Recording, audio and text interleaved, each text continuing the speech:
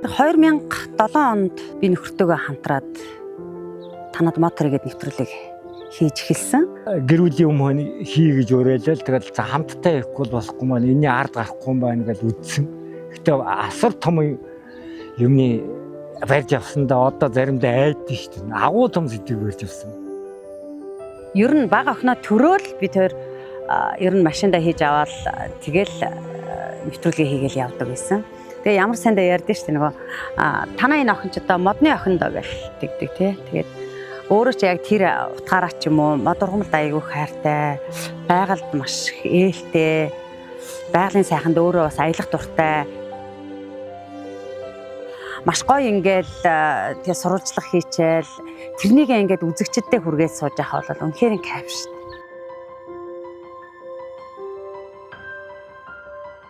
За тэгээ түүнээс хойш одоо 1000 гаруй дугаарыг хийлээ те. За бид хоёрын хувьд болохоор зэрэг за нэгэнтэй л одоо хоёлаа Монголд анх удаага одоо энэ мод тарьдаг ийм контент нэвтрүүлэг хийж байгаа учраас өөрсдөө бас үлгэр жишээ бай гэдэг утгаараа анхны нэвтрүүлгээс ахуулаад бид хоёр одоо мод тарьж эхэлсэн. Яагаад гэхээр өөрөө тарьж иж хүмүүсийг уриалах хэрэгтэй. Мод цөг тариагүй гэж одоо ард түмнийг тийм ээ мод тариач, мод гоё юм аа, мод сайхан юм аа гэж уриалах бол утга учиргүй л дээ. Тэгэхээр өөрийн гараараа тариад бас зовлон жаргалыг мэдрээд тэгээд энийг ард түмэнд хүргэн идвэл хамгийн гоё л болж байна шүү дээ. Тэгэл эндээ одоо экологийн хичээлийг заадаг, сургадаг, дадлагжуулдаг ийм газар болох гол одоо зүтгэл явж байна.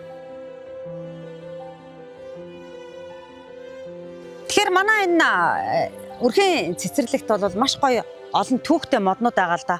За яг одоо энэ ард байгаа Нарс мод бол их гоё түүхтэй.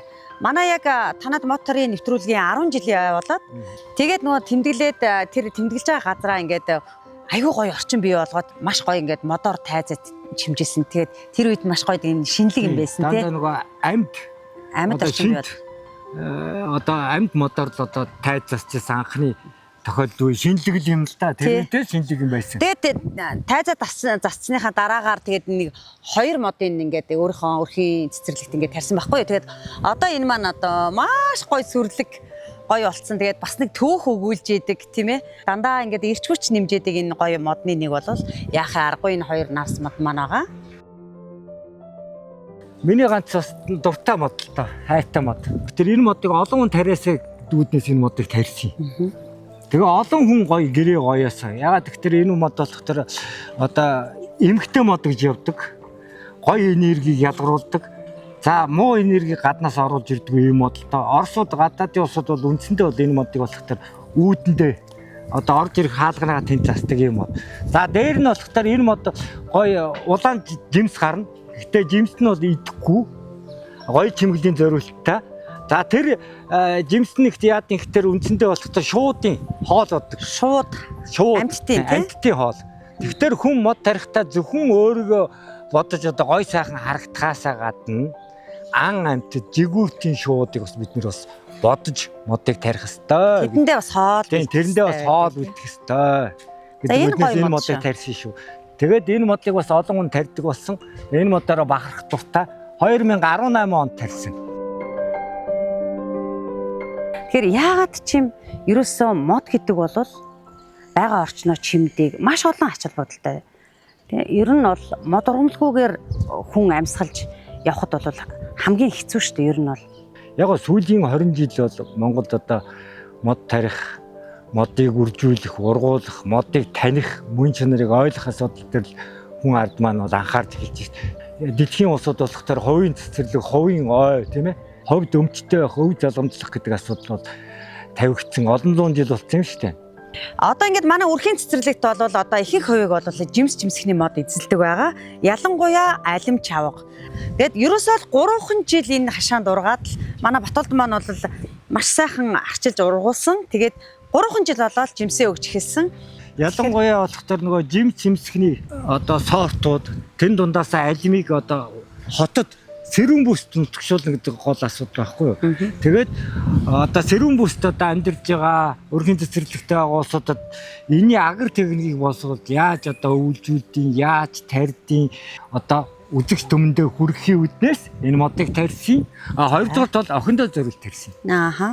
Ер нь сайхан үгүй шүү дээ. Дэлхийн ертөнд сонно гэж та сонссон ч гэсэн алюминий мод тарай гэсэн сайхан үг байд. Энэ үгээр хэлмээр тий. Бас хэлье гэж бодъё. 5 аж ахуйн нэгжийн бол тавуулангийнх нь алюминийг тарьсан. За энэ жодоо гэдэг мод 1995 онд одоо ховор ургамлын жигсаалтанд орсон. За Монгол улсад одоо улаан номонд орсон ийм шилмэст модоо. Энэ модтой болох гэж би бас нэг 8-аас 10 жилийг зарцууллаа шүү дээ. Сайн баяр инженер болохоор гэр одоо ах トゥ нартай өгнөгээд өөрийн төрсөн ах トゥ нартай өгнөгээд нэг 10-20-од ширхэг мод жодоо мод үржүүлсэн үргэлжлэгээ хийсэн байдаг байхгүй тарьц суулгах тарьсан гэсэн. За тэгээд би тэрнээс нь одоо бас нэг авах гад зам болгоо хажуугаар нь явахдаа ч хардаг. Гэтэ жодоогоо харж ийн гэж хэлэхгүй шүү дээ. Тэгээд за танахаар сонь сайхан байна. Мотор мод сайн гэж ордог. Тэнгүүтээ нүднийхээ улангаар нь жодоогоо харчаад аймагч байх нь байгаа байна. Явдаг байж. Тэгээ 10 жил хэлж модтой болсон. Манад одоо яг өрхийн цэцэрлэгт ирээд нэг 2-3 жил болж штэ. Нэлээдэн жил бас болчихжээ болчих. Тэгээ хүн болгон юм гоё жодоо модтой болоосоо гэж бодож байгаа. За яг дутагдaltaй тал нь энэ мод яг тийм агаарын бохирчийг бол даах чадвар муутай мод. Тэр үндсэндээ болохоор манад тусланд одоо 2-3 жил байж ин амьдраад байна гэдэг маань энэ хавийн одоо агаар цэвэр байна. Цэвэрхэн байна. Тооцол бага байна. Бохирдол бага байна гэсэн утга санааг илэрхийлж байгаа. За ингээл нэвтрүүлэг хийгээд явж байхад бол тэгээд мод ургамал тарьж байгаа, орчиндөө сайхан амьдарч байгаа хүмүүс бол нэгдүгürt бол яг одоо бие хүн болцсон, төлөвшчихсэн, маш гоё энергитэй тийм хүмүүс байж идэг. Тэдний нүүр царайнаас ахуулаад хүртэл яриа хөөрөнд хүртэл одоо ерөөсөө нэг цаанаа л нэг гоё тийм эерэг, тинүүн ийм л гоё болцсон байдаг. За дээр нь болох тэр хүний амьдрал их чинь мод тарьсан улсуудын амьдрал дандаа өдрөгдөг, гэгээлэг байдаг. Тэр улсуудтай явах болгондоо бид тэр улсуудаас суралцдаг. За энэ модыг туршлагын хүрх юмсан гэж би минут тутам бичирч яардаг байлаа шүү дээ. За энийг л хурдан ард түмэндээ үзэгчтэй хурдан хугацаанд хүргээд хэмсэн гэж зорж цаг минуттай уралдаг байсан. 2 удаа Монгол улсын ерөнхийлөгч зарлиг гаргасан. Мод тарихтай холбогдолтой. 2010 онд 63 дугаар зарлиг бүх нийтээр мод тарих үндэсний өдөр гэдгийг анхудаа зарласан байхгүй юу. Тэгээд одоо хавар намар одоо модыг тарьж явах хэрэгтэй байна гэдэг одоо тусдаа өдөртөө болоод за дараа нь болохоор одоо тэр мод 22 онд Монгол улсын ерөнхийлөгч зарлиг гаргаад нэг цүнцний явуулгаар амлалт өгөөд дэлхий харж байгаа шүү дээ. Монголчуудын үеийг харж ирсэн. Энэ хоёр зарлигийг гаргахад манай нэвтрүүлгийн одоо нэмэр тус нилээ болсон болоо гэж миний хувьд боддог. Хамгийн гол нь үнэлж оршихгүй нэг юм байгаа байхгүй. Сэтгэлгээний өөрчлөлт. Оюуны хөрөнгөөр болдог маш чухал зүйлийг хийсэн байхгүй. Эндээ бол бахархалтай байдаг. Тэгэхээр одоо манай энэ өрхийн цэцэрлэгт байгаа, ургаж байгаа мод бүхэн түүх өгүүлж байдаг. Залуу насны минь түүхийг, дунд үеийнхнийг тийм ээ. Одоо байгаа энэ гоё түүхүүдийг өгүүлж байдаг. Тийм учраас та бүхэн маань ч гэсэн өөр өөрийнхөө гоё түүхийг бүтээгээрэй. Модоо хараад тэр гоё түүхээ санагалцдаг байгаарай. Аз жаргалтай байгаарай гэдгийг л хэлмээр байна.